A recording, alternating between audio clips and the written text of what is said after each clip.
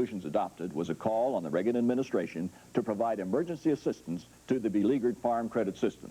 As Bruce Reichert of Idaho Public Television reports, it was a case of gubernatorial pressure on Washington to start pitching in.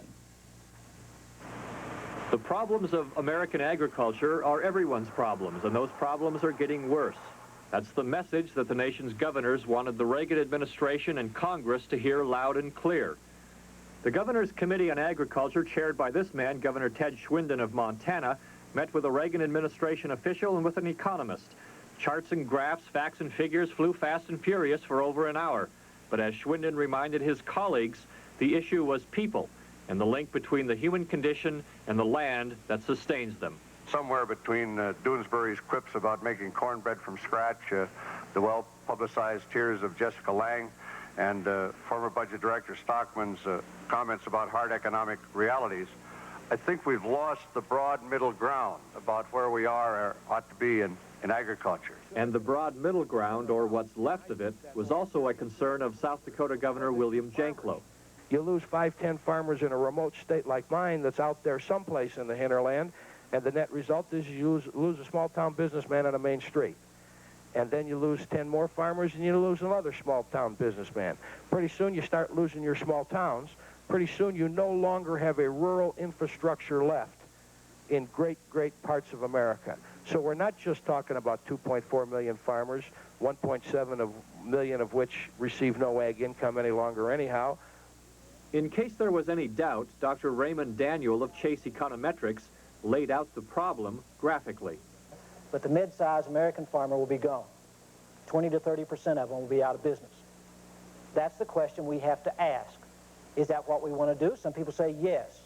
Then I think the American consumer, the American taxpayer should be aware of the choices. I don't think we're giving them that decision process. And he chided those who wish to get the government out of agriculture. Get government out of agriculture. That's what I hear all the time.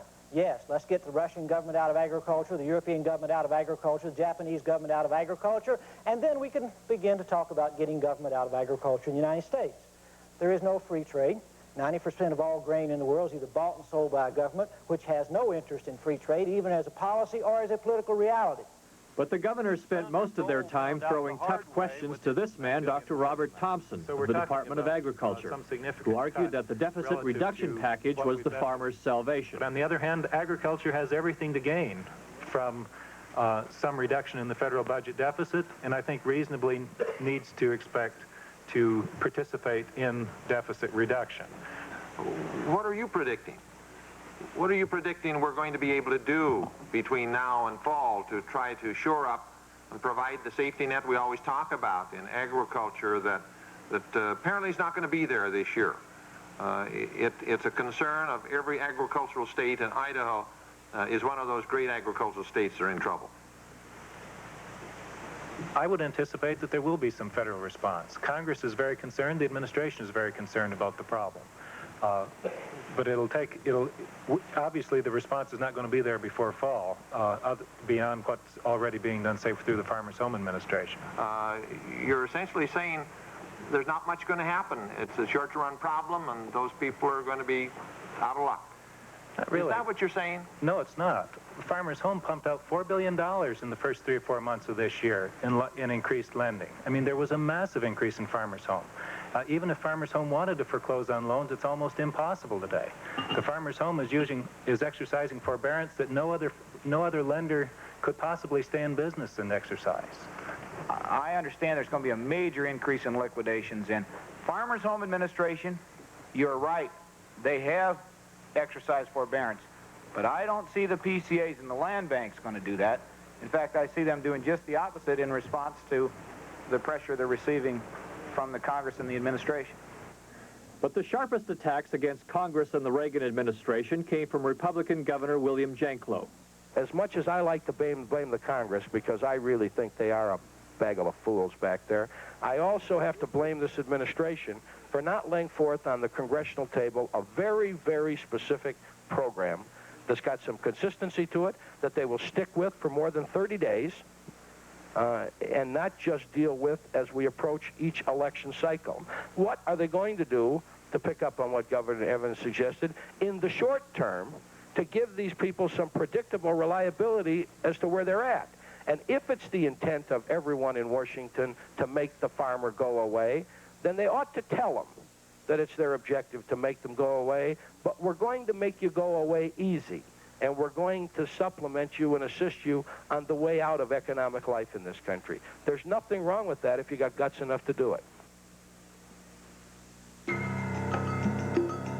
Boise area cable TV subscribers will get a close look at legislative and Ada County Commission candidates on a new public access channel. Channel 27 begins broadcasting tomorrow. The candidate forums start running on May 1st. All of the channel's tape programming will originate from Boise State University's Communications Building. The director of the new channel says it's good for United Cable's image as a good corporate citizen. Better place to live. In addition, it's going to be a great value for Boise State students to get hands-on experience with the equipment and to come out of the communication department with a lot of experience and a videotape of their work, a portfolio basically of what they know how to do. Channel 27 will be airing from 6 to 9 p.m. 7 days a week starting tomorrow. The candidate forums will run at various times through May 25th. Not a bad day today. Kind of cool, though. Not a bad day, yeah. How about watch? The cable company is adding a public access channel to its lineup, and it debuts, I should say, tomorrow evening. Idaho at 5's David Mills has more on the story. After 2 years of negotiations with Boise State University, Connection 27 is ready to go on the air. Connection 27 is the new public access channel on cable. The facilities and airtime are provided by United Cable Television. What will be seen on Connection 27 is the public's job. It's the community's window, let's say, that they can utilize to be able to communicate. And we feel very fortunate to be able to, with BSU, offer an open studio. So really it's kind of in the hands of the community as to what they deem is of value and should be conveyed over that channel. United Cable subscribers in Ada County will be able to watch public access. They'll be on the air 7 days a week from 6 p.m. till 9 p.m. Over the past few weeks, the folks at Connection 27 have been producing a series of debates featuring candidates for various political offices. Those debates are put together by the League of Women Voters. In addition to the debates, the public access channel will also feature variety shows, art shows, and a Bible show. There are also plans to offer Boise State telecourses for college credit. The staff is made up of 2 full-time employees. They depend on volunteers for the rest of their help. Right now, most of the volunteers are BSU students. Public Access Director Ted Eisele says Connection 27 will fill a void for nonprofit groups. Other groups, say someone from the, I don't know, the Department of Health and Welfare calls up and they've got something that they would like to get out to the public. Well, with public access, they're not limited to one 30-second public service announcement. They can spend 5 minutes. Or say a charitable organization that wants to do some fundraising activity. We could facilitate that. Programming on the public access channel changes each Monday. Folks at Connection 27 say their channel will give a break to those who always wanted to be in television. David Mills, Idaho at 5. On Monday, I told you that... Very easy to remember, the Treasure Valley's annual bout with air inversions. That's right. That inversion was so bad last year, it pushed the Boise City government to look for ways to combat the winter air pollution. And as News Center 7's Catherine Carboni explains, new safeguards should help ward off the pollution-related health problems this year.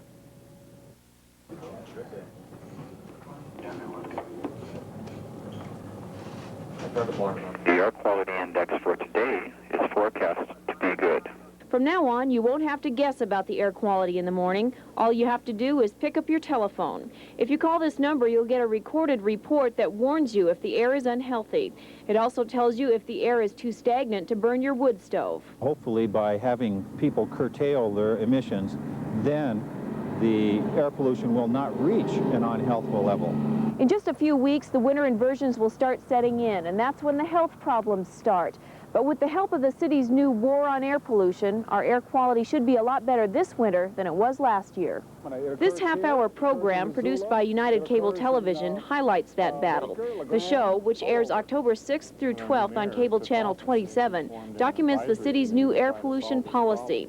Members of the Air Quality Board talk about city burning restrictions, and you'll learn how to burn your stove more efficiently, what type of wood to use, and how to build a fire. Through the TV program and the phone report, when the inevitable inversions set in, Boiseans will know how to react.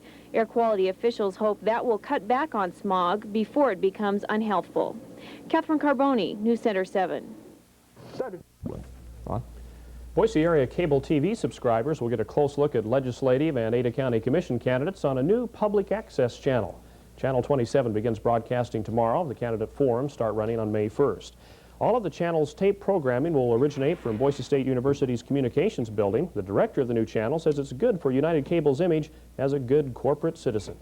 Better place to live. In addition, it's going to be a great value for Boise State students to get hands-on experience with the equipment and to come out of the communication department with a lot of experience and a videotape of their work, a portfolio basically of what they know how to do. Channel 27 will be airing from 6 to 9 p.m. 7 days a week starting tomorrow. The candidate forums will run at various times through May 25th. Not a bad day today. It's Tuesday. Boise's only public access television channel will no longer be as accessible to the public. Cable Channel 27 is dropping its public access status. As reporter Tim McGilvery tells us now, Channel 27 may be saving itself a lot of grief by making this change. The decision was made jointly by United Cable, which funds the channel, and Boise State University, which operates it. Now, not every program submitted will be aired, as it is under public access status. Pocatello's public access channel will air a program next Tuesday called Race and Reason, put out by a white supremacist group. That despite protests by the Human Rights Commission. But under law, the program must air. And that would have been the case at Channel 27, too, had the tape been submitted to it. Our policy had been that, that tapes are accepted, but that people are put on a waiting list as far as tapes that are produced outside of our studio and outside of Ada County. So what would have happened is that I would have put them on a waiting list, and then eventually a tape would have aired. Under its new status as a local origination channel, Channel 27's programming won't change drastically, but now programs submitted will be decided on a case-by-case basis instead of getting an automatic okay.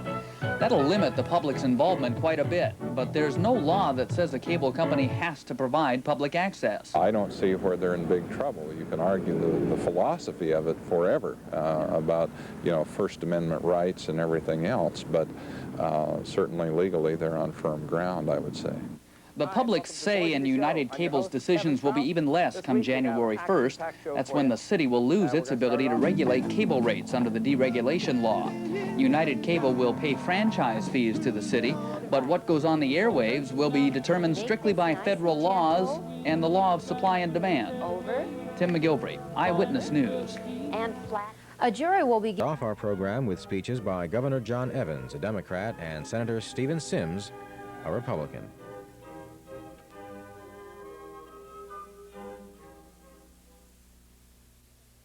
I'd like to take this time to introduce Governor John Evans, a personal acquaintance of mine and a governor of Idaho in his second full term, who has also served in the past as lieutenant governor, as a state senator. John, is that correct? As mayor of Malad.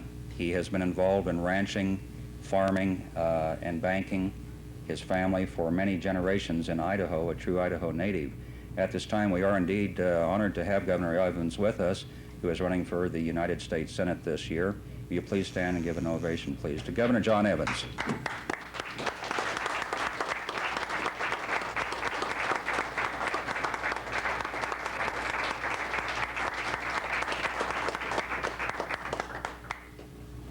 Thanks, Chris.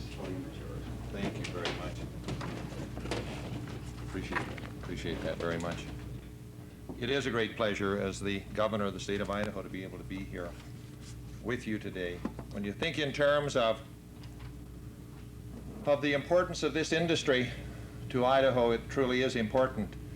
But the amount of pleasure that you've brought to Idahoans over the period of years that your presence have been here is most appreciated by all families, but particularly the first family of Idaho, and we want to thank you very much for that. The issue that you really wanted me to discuss here today was the issue on scrambling, and I'd like to address that particular issue first, and then talk about some other issues, including the issue of the campaign that we're facing this year.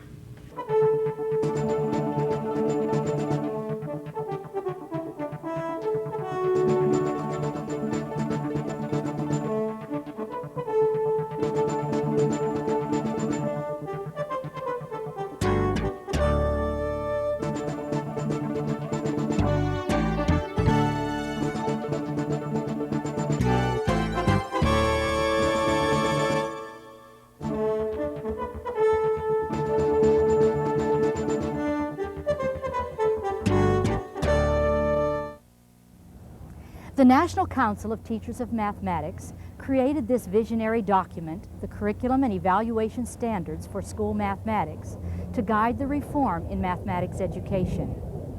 The integration of technology in instruction at all levels is one of the significant themes. In particular, using the calculator as an instructional tool is recommended as an effective teaching strategy. If you remember, what we did is we had a setup with the corners being cut out of each, and then by doing that, ending up with a box. Of course, you guys can do about anything you want to in terms of cutting the corners out. If you have squares, you'll get a box, obviously. But whether or not it's the box with the maximum volume is the big point involved here. So you're going to have to come up with the equation and show the curve graphically so that you can zoom in on that maximum volume for your particular one. And no two are the same, therefore somebody else's box may look completely different than yours according to the dimensions of their particular rectangle. Okay. Teachers find all students benefit from having calculators available to investigate mathematical concepts and to develop problem-solving abilities. Calculators enable students to explore ideas and patterns that were previously inaccessible to them. Students are now able to focus on understanding problems, not just generating answers. They quickly learn to decide when it is appropriate to use a calculator. So you worked out an equation that matched the graph? It matched the graph. The graph was like a 0.5. The highest point here is the volume of the box. The greatest volume. Yeah. We zoomed in on this greatest point right here to get the maximum volume, to find out what it was. And that's how we found out what Y was. So our greatest volume was going to be 8,105 point something. And then we found out what X was, and that's how we found out how much to cut out to get this greatest volume. These students use zoom in to find the dimensions of the box of maximum volume. This technique is an example of the powerful methods that graphing calculators allow. Numerical and graphical methods, such as zoom in, provide students access to problems that would otherwise be studied much later in the curriculum. Most importantly, students increase their opportunities to think mathematically when using calculators. We use a graphics calculator over top of the computer because the kids could take it home with them. They could work with it in the study halls and always have it available to them. It was a night and day situation. We were able to do things graphically that may have taken us weeks to accomplish in a matter of days. Okay, what we're going to do today is we're going to look at some of the different buttons that are on your calculators, because your calculator is actually a function machine. And we have been studying functions, and I want you to begin to understand how the calculator works, because if you can understand how your calculator works, you'll understand functions better. The third thing